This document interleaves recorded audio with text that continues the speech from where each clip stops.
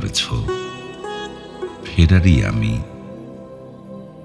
সভ্যতার রঙিন পেয়ালায় পালিত সময়, আটকে আছে চিন্তাগুলো।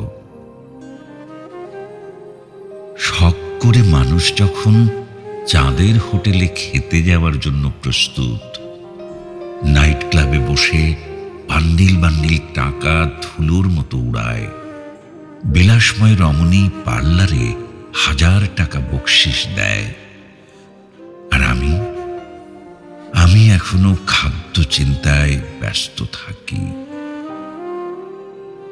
আধুনিক পৃথিবীতে আমি হয়তো তোমাকে পারতাম না ভালো রাখতে।